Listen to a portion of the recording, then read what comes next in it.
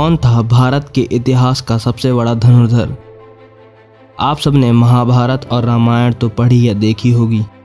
उनमें से आपने कई सारे धनुर्धर देखे होंगे जिन्हें बहुत सी कलाओं में महारत हासिल थी। क्या वो कर्ण था, या अर्जुन, या एकलव्य, या बर्बरीक, या फिर पितामह भीष्म? आपको जानकर हैरानी होगी, इनमें से कोई सर्वश्रेष्ठ नहीं था। बेशक ये सारे योद्धा महान थे, इनके जैसा वीर कोई न था, पर सर्वश्रेष्ठ तो सर्वश्रेष्ठ होता है। तो आइए जानते हैं इस वीडियो में इन सब के उत्तर और देखते हैं भारत के इतिहास के सबसे बड़े धनुर्धर कौन थे और सर्वश्रेष्ठ कौन था। नमस्कार दोस्तों, मैं एक बार फिर आप सभी का स्वागत करता हूं आपके अपने चैनल दी मैड हिंदू में। वीर अभिमन्यु। अभिमन्यु एक महान योद्धा था। उसे परास्त करना बहुत कठिन था, या कहा जाए नामुमकिन था। वह और योद्धाओं से तो उम्र में छोटा था, पर वीरता में कोई कमी न थी। महाभारत के 18 दिन के युद्ध में 13वां दिन अभिमन्यु के नाम रहा। अभिमन्यु अर्जुन का पुत्र था और उसने श्री कृष्ण से शिक्षा प्राप्त की थी। अभिमन्यु द्वंद्व युद्ध में इतना पारंगत था, उसे सामने से परास्त करना मुमकिन न था। गुरु द्रोण ने उसके पराक्रम को देखकर कहा, जब तक इसके हाथ में शस्त्र है इसे परास्त करना संभव नहीं। जब वह चक्रव्यूह के अंतिम द्वार में था, तब धनुष भी उसका सामने से नहीं काटा गया, बल्कि कई योद्धाओं ने एक साथ मिलकर वार किया। अंत में अभिमन्यु छल से मारा गया। एकलव्य। एकलव्य की कहानी तो आपने सुनी होगी। वह गुरु द्रोण की मूर्ति बनाकर उन्हें अपना गुरु मानकर धनुर्विद्या का अभ्यास किया करता था। जब गुरु द्रोण को यह बात पता चली तो वो भी उसकी धनुर्विद्या और उसके कौशल को देखकर हैरान थे।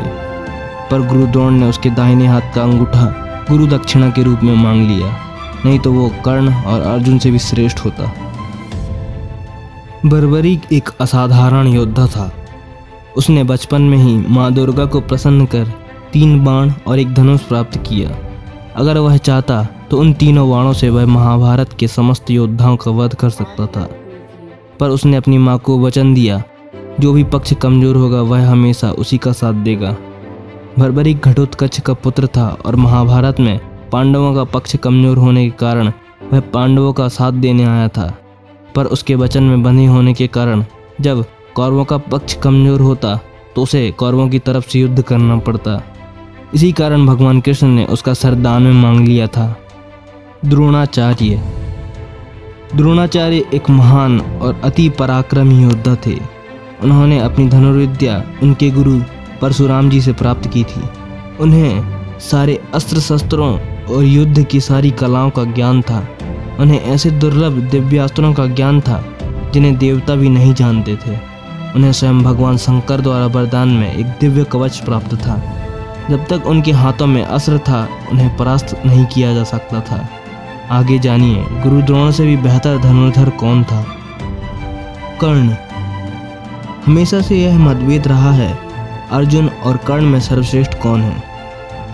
कोई कर्ण को सर्वश्रेष्ठ मानता है तो कोई अर्जुन को, पर मैं आपको बता दूं कि बेशक कर्ण एक महापराक्रमी योद्धा था, पर वह अर्जुन से बेहतर कभी न था।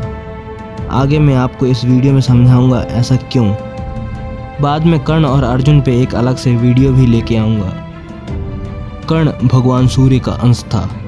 उसने परशुराम जी से सारे अस्त्र शस्त्रों की शिक्षा प्राप्त की थी और अंत में परशुराम जी ने अपना विजय धनुष भी उसे दे दिया था। अगर कर्ण से उसका कवच और कुंडल नहीं छीना जाता तो उसे मारना देवताओं के लिए भी असंभव था। उसने अपने मित्र दुर्योधन के लिए 4 बार पूरी दुनिया को जीता था। उसके बाणों में इतनी ताकत थी जिसे अर्जुन का रथ कई गज पीछे चला जाता था, जिसे देखकर स्वयं श्री कृष्ण अर्जुन से कहते, जिस रथ पर मैं स्वयं बैठा हूँ और बजरंगबली साक्षात विराजमान है, उसे इस तरह अपने बाणों से पीछे कर देना। ऐसा कार्य कोई महावीर ही कर सकता था। कर्ण एक महान धनुर्धर था, एक महान योद्धा था, पर उससे भी कोई श्रेष्ठ धनुर्धर था। तो आइए देखिए कौन है कर्ण से श्रेष्ठ धनुर्धर। लक्ष्मण। राम के छोटे भाई लक्ष्मण को कौन नहीं जानता। लक्ष्मण ने अपनी तीर से ही रेखा खींच दी थी। उस रेखा में ही इतनी ताकत थी जिसे पार करना असंभव था। लक्ष्मण की धनुर्विद्या के चर्चे दूर दूर तक थे। लक्ष्मण ने कई राक्षसों का वध किया था। राम रावण युद्ध के दौरान लक्ष्मण ने मेघनाद को परास्त किया था। वो मेघनाद जिसे स्वयं इंद्र को परास्त किया था और उसका नाम इंद्रजीत पड़ा था।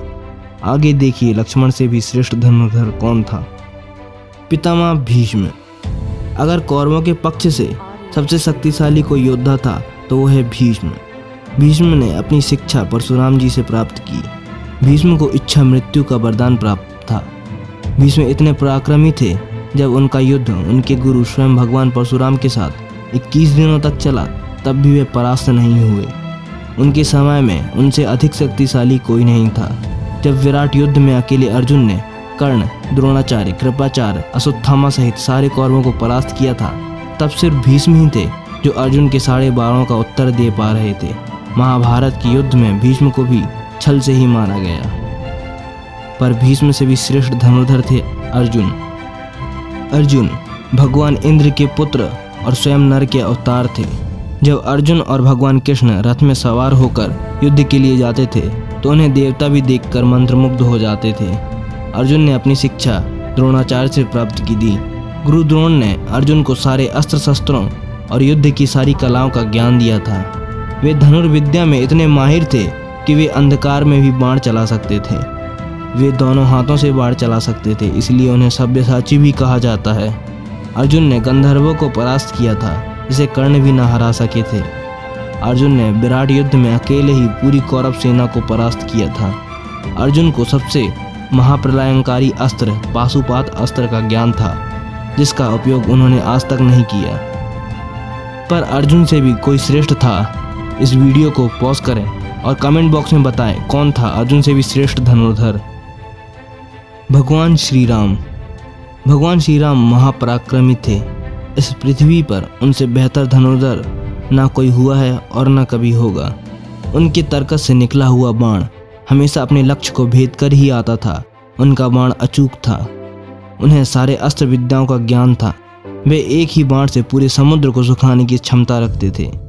वे स्वयं श्री विष्णु के अवतार थे। भगवान श्री राम ने अपने धनुष और बाण का उपयोग बहुत ही मुश्किल वक्त पर किया है, लेकिन भगवान श्री राम से भी श्रेष्ठ कोई धनुर्धर था। कौन था भगवान राम से भी श्रेष्ठ धनुर्धर? भगवान शिव शंकर भोलेनाथ। कहा जाता है कि भगवान शिव ने धनुर्विद्या का ज्ञान सारे संसार को दिया। संपूर्ण धर्म योग और विद्याओं की शुरुआत इन्हीं से होती है और अंत भी इन्हीं पे होता है। इनके धनुष का नाम पिनाक था, जिसकी टंकार मात्र से बादल फट जाते थे, पर्वत हिल जाते थे।